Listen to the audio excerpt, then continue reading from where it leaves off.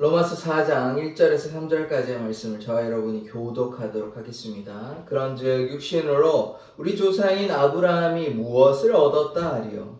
만일 아브라함이 행위로서 의롭다 하심을 받았으면 자랑할 것이 있으려니와 하나님 앞에서는 없느니라. 같이 읽겠습니다. 성경이 무엇을 말하느냐? 아브라함이 하나님을 믿음에 그것이 그에게 의로 여겨진 바 되었느니라. 아멘. 기도하겠습니다. 하나님, 우리가 믿음으로 의롭게 되었음을 고백합니다. 예수 그리스도의 이름으로 기도드립니다. 아멘. 이 율법으로 혹은 할례로 의롭게 되는 것은 불가능합니다. 율법을 다 지킬 수도 없고 율법을 상당히 지킨다 하더라도 구원받을 수 있는 길은 없습니다. 그럼 구원받을 수 있는 길은 무엇이냐?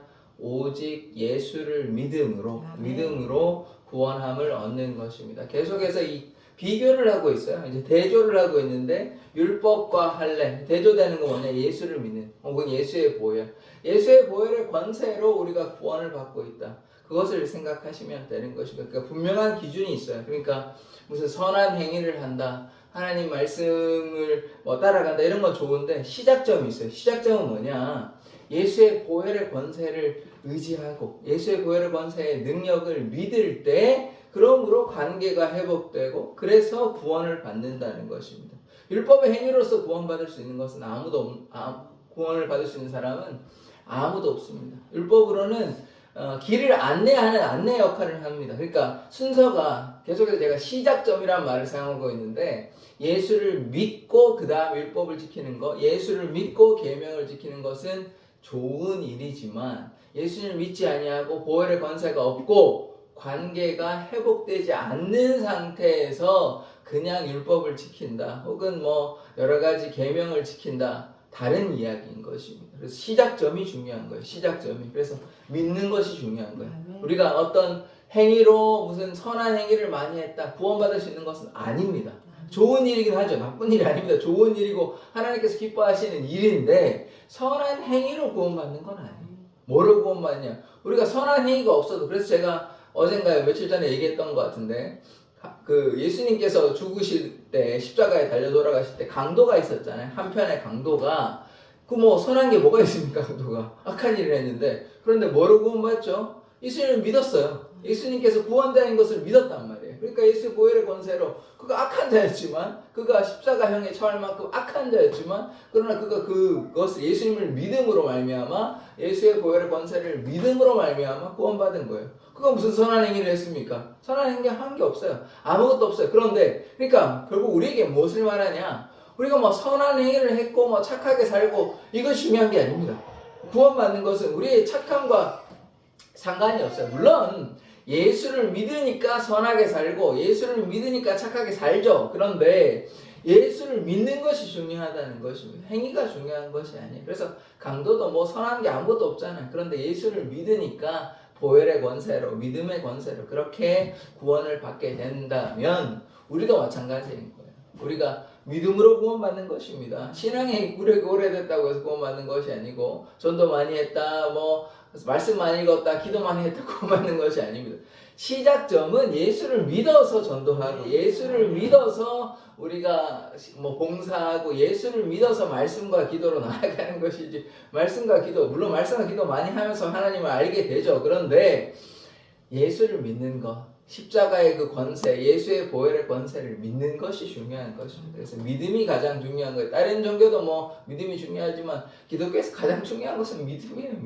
믿음이 중요해요. 그러니까 믿음이 나타나니까 그 다음에 사랑도 하고 하는 거예요. 물론 믿음, 소망, 사랑 얘기할 때는 사랑이 중요하다 하지만 믿음이 없는데요.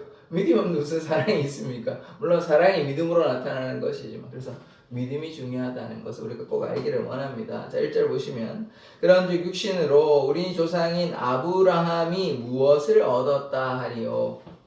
아브라함 얘기 왜 하냐면 믿음 얘기하려고 하는 거거든요. 아브라함이 원래 이스라엘 족속이 따로 있었던 게 아니에요. 아브라함 불러서 이제 시작된 것이니까요. 아브라함의 손자가 이제 이스라엘 아닙니까? 야곱이 이스라엘로 바뀌었으니까. 그래서 아브라함이 히브리인이라고 부를 수도 있는데, 이제 건너온 자, 이제 유프라테스 강, 그러니까 지금으로 얘기하면 이라크 그쪽일 것입니다.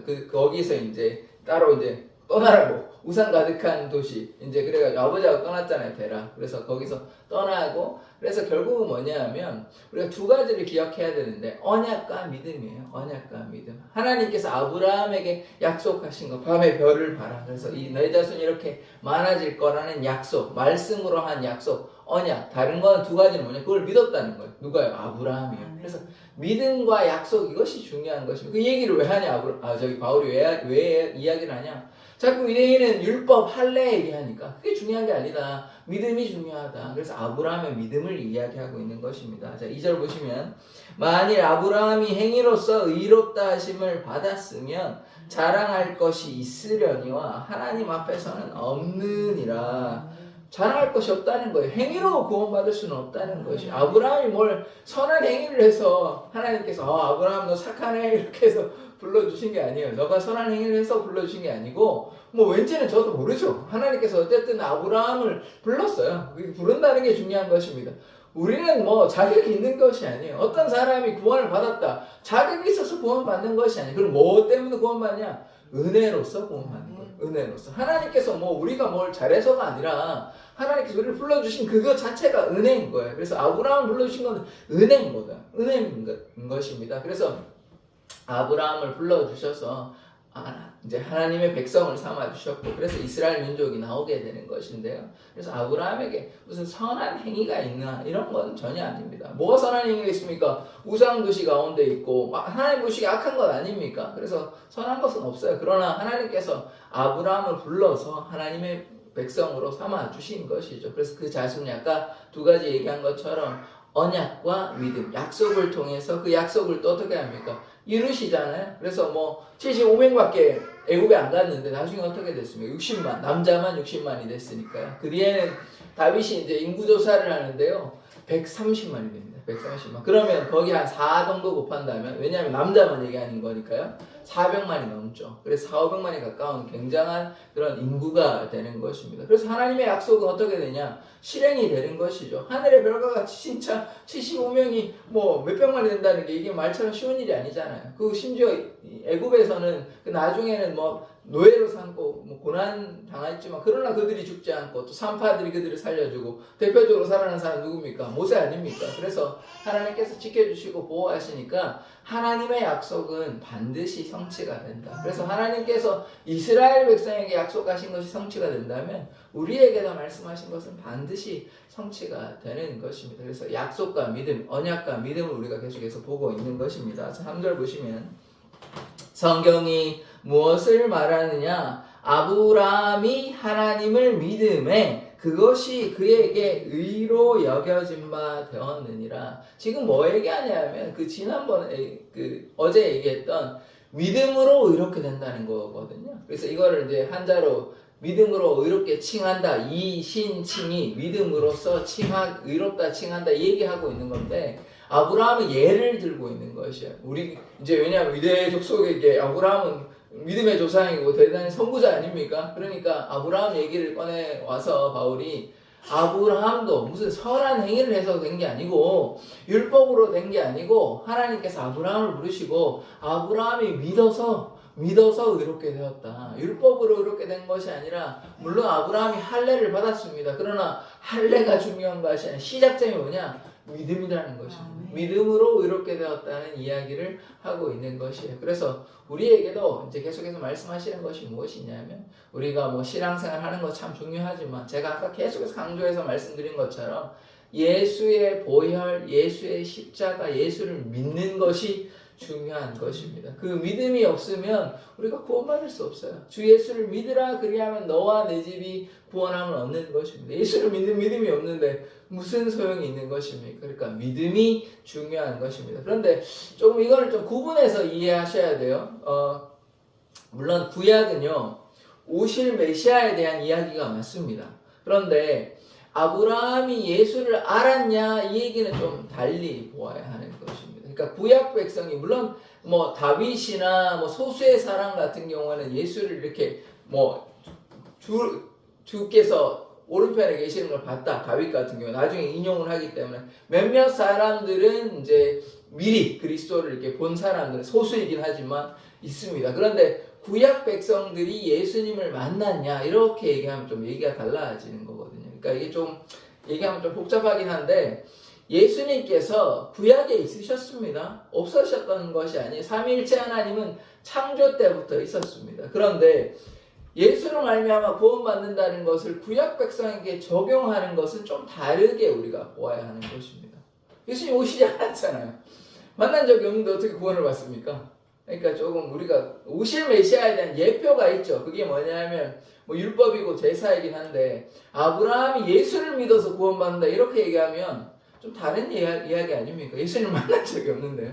그러니까 이건 좀 다른 것입니다. 그러니까 예수님이 오시고 난 후에 우리가 예수를 믿어 구원받는다. 이건 맞아요. 그런데 구약 백성이 예수님을 만나본 적이 없는데 오실 메시아에 대해서 예표가 있다. 미리 이제 어떤 상징이나 이런 예표가 있다고 해서 그거를 믿음으로 구원받는다. 이거는 다른 얘기입니다. 제가 정리해서 얘기를 하는 것이 뭐냐면 신약 백성은 당연히 우리는 예수를 믿어 구원받는 게 맞죠. 그건 전혀 틀린 게 아닙니다. 그런데 구약에 오실 메시아에 대한 메시아 예언은 있습니다. 그런데 구약 백성이 예수를 만났습니까? 다른 얘기 아니에요. 예수를 만난 적이 없어요.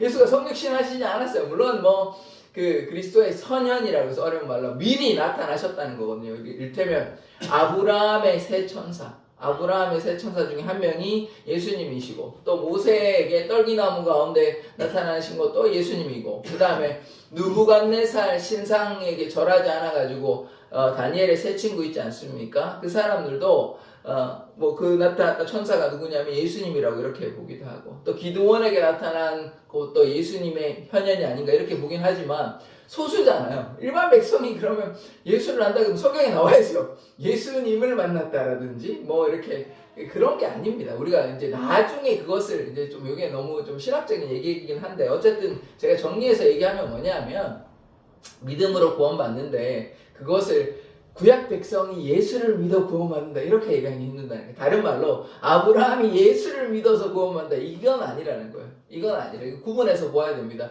우리는 예수님께서 오셨으니까 당연히 예수를 믿어 구원받죠. 왜냐 관계가 회복되지 않기 때문에. 그러면 아브라함 구원 못 받았습니까? 아니에요. 그건 아니라는 것입니다. 아브라함이 구원을 받을 수 있는 건 뭐냐면 하나님을 믿었고 은혜로 그 약속에 대한 믿음으로 구원받았다는 거. 그래서 조금 구분해서 보셔야 돼요. 구약 백성은 예수님을 만난 자들이 아닙니다. 굉장히 소수의 사람은 예수를 만났고 그 만난 사람들도 어떻게 예수님이 현현에서 나타나신 것이 구원에 관련돼서 예수를 믿어서 구원받았다 이렇게 얘기하기는 힘들어요. 그러면 언제부터 예수를 믿어야 구원받느냐? 신약 백성이죠. 예수님께서 안 오셨는데 어떻게 예수를 믿어 구원받을 수 있는 것입니까? 구약의 제사로 구원받는 거 아니에요. 율법 지킨다고 구원받는 게 아니라고 제가 말씀드렸잖아요. 행위로 구원받는 것이 아니에요. 믿음으로 구원받는데 아브라함도 믿음으로 구원받았는데 그런데 예수를 믿어서 구원받냐? 그건 아닙니다. 예수님을 알지 못하는데 어떻게 예수님을 믿어서 구원받아요?